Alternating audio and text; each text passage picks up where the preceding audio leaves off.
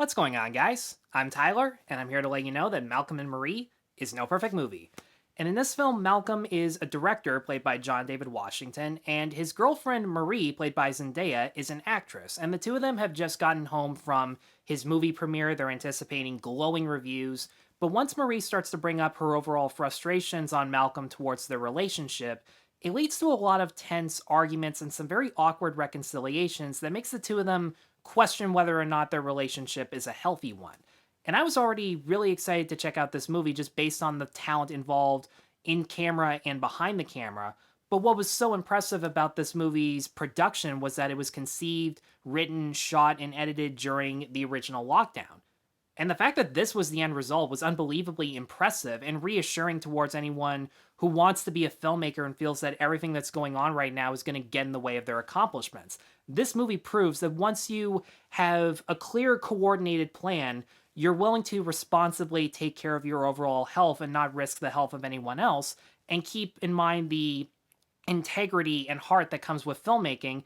You can still craft something that is really well made, really well acted, and that's the case with Malcolm and Marie. It's directed by Sam Levinson, who, I gotta be honest, I've never seen Assassination Nation or Euphoria. I've actually seen more films made by his dad, Barry Levinson, who directed Rain Man, Wag the Dog, Toys, Rock the Casbah. He does have a bit of an iffy track record, but he is still a very talented individual. But here, I really love the old school style that Sam Levinson brings to Malcolm and Marie. Not just the fact that it's filmed in black and white, which looks absolutely beautiful. It features so many shots that would not have had the same effect if it were filmed in color. Not just the fact that you can see grain on the screen sometimes to really sell the fact that at the end of the day, this is filmed on 35 millimeter, but I love the way he blocks his actors on set combined with certain camera movements or just altogether lack of camera movement to create something that feels fresh and original, but you can still compare it to a 40s or 50s movie in the best possible way. One thing I noticed early on was that there was a lot of visual symbolism revolving around reflections. Once in a while, a character will go to the bathroom or an isolated area after an argument, and the presence of a mirror as they're conveying these expressions in body language showing a lot of resentment and bitterness, but also some self loathing and self doubt towards their own behavior. And the presence of a mirror and their reflection really amplifies those expressions even when they're not talking. I'm going to say this quite a bit in this review, but Levinson has a great way of making monologues feel cinematic and visual. There are a couple long takes where the camera takes place outside the house, but Malcolm is inside the house. You can see him through a window, and Marie will be outside smoking. And whenever he looks through the window to look at him, she's actually looking at Malcolm in a reflection of herself, which conveys, again, a lot of self doubt. Even though she's outside, you can really get the sense that she feels claustrophobic and trapped in, and it makes us as the audience feel like we're trapped with her.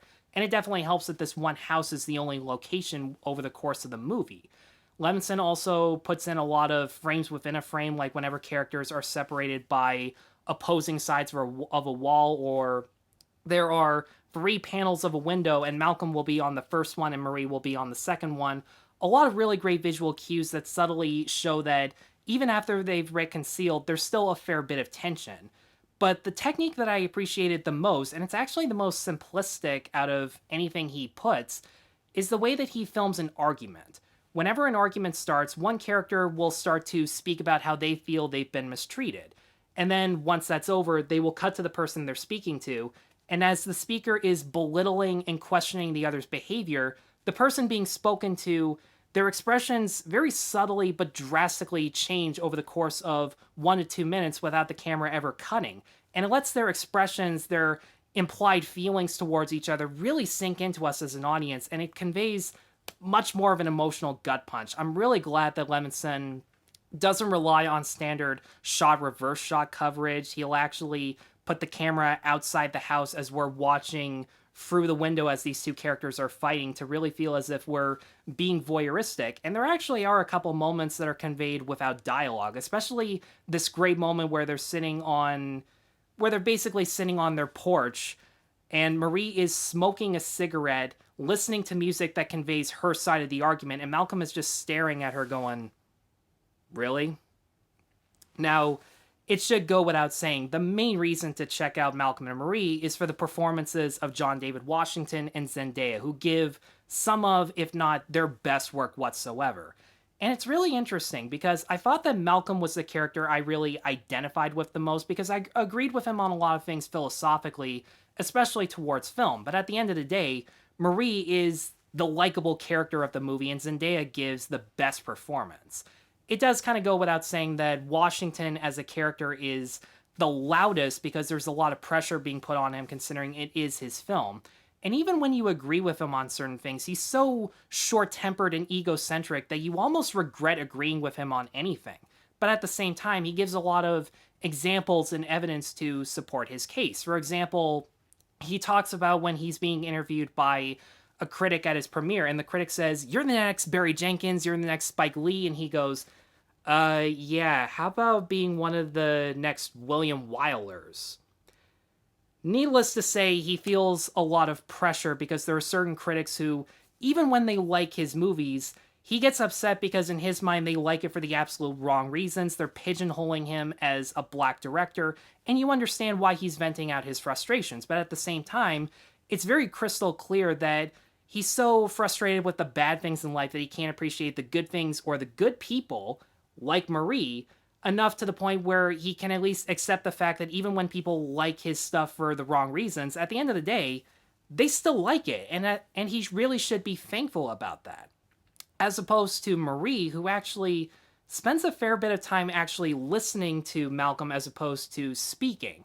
And you can tell through her much more quiet tone and relaxed body language that she doesn't really want to get into a fight with anyone, let alone her boyfriend, and she's willing to wait until the next day to bring up these much more tougher subjects in the relationship once they're more calm, subdued, and had some rest. Because this takes place, it starts at 1 o'clock in the morning, and it doesn't really end until maybe like 8 or 9 o'clock at some point. I'm not entirely sure, but since Malcolm is a director and can see through people's expressions when they're hiding something, eventually she does give in to his pressure, and she becomes just as, if not maybe a little bit more, vindictive at the fact that at the end of the day, he doesn't really help her out with her own personal or career endeavors to begin with. She knows for a fact that he loves her, has made sacrifices for her, but she can't really escape the feeling that maybe by spending so much time with her through those struggles that it's helped him more than it's helped her, because without spoiling anything,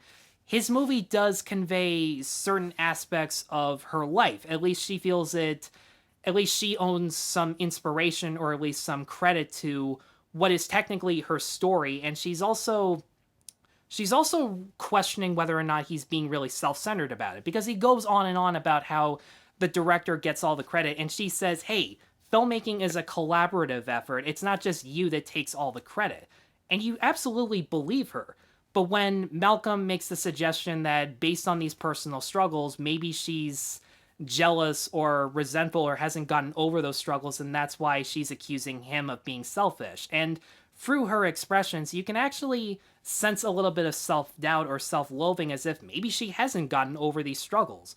But at the end of the day, it doesn't really matter because, yeah, he did help her, but she didn't get credit for it. Hell, he didn't even thank her during the speech at the premiere, which is actually based on a real-life incident because Sam Levinson forgot to thank his wife at Assassination Nation, which, oof. The point I'm trying to make is, even when he gets her on certain arguments, it really goes to show that once in a while he tends to ignore her feelings and her needs for the sake of his own, and when she points that out, you genuinely feel sorry for her. I gotta be honest though, the one thing that kept my heart racing or kept me from crying during the course of this movie were the melodramatic moments that kind of took me out of the experience.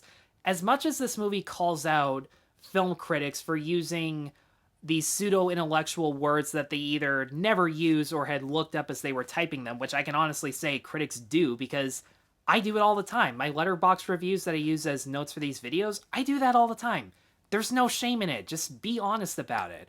Or saying how certain movies are better than others because they're more authentic and more relevant to today's times, as opposed to other movies that don't have a message but can kind of be more entertaining, which again is absolutely true. Need I say anything other than IndieWire? I mean, really. As much as the two main characters call out other critics for it, they still come across as pseudo intellectuals too. They use a lot of articulate vocabulary that most people would never say in a real life conversation, but they use them here to try and one up each other in the arguments. And you could defend this strategy by saying that since we don't know this couple before or after the events of this one night, that could be the way that they speak, which might be true. It's just these words were so specific and it felt more like a Woody Allen movie the way they speak as opposed to any other movie that it just reminded me that I'm not watching characters that could be real. I'm watching actors portraying characters in a movie that feels like a play. It doesn't really have that Marriage Story quality where even though they're A-list actors, they still feel like genuine human beings who are trying and failing to avoid an argument.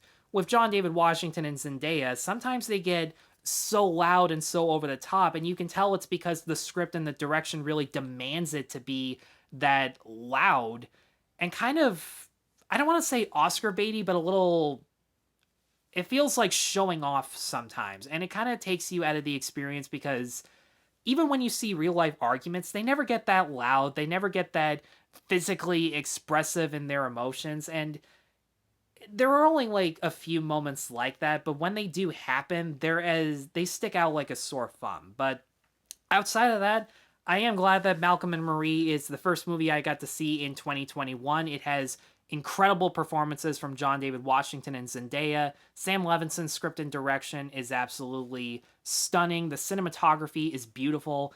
And it also has a really good jazz score by Labyrinth that's actually very minimalist. And the songs that they do include from artists like James Brown, among others, are really well done. They fit the atmosphere and the actual arguments to the point where they start picking songs to play in the background to emphasize their side of the debate in their arguments.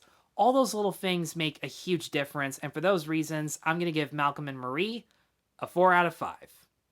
Guys, thanks as always for watching. I know this was a rusty review. That's what happens when you stop making videos after 5-some weeks. I really got to get back into the game, so feel free to let me know in the comments below what you thought of Malcolm and Marie. What are some movies this year coming out that you're looking forward to and would like to see me talk about? Feel free to let me know in the comments below. Be sure to stay tuned for more reviews, and be sure to like and subscribe. Take care.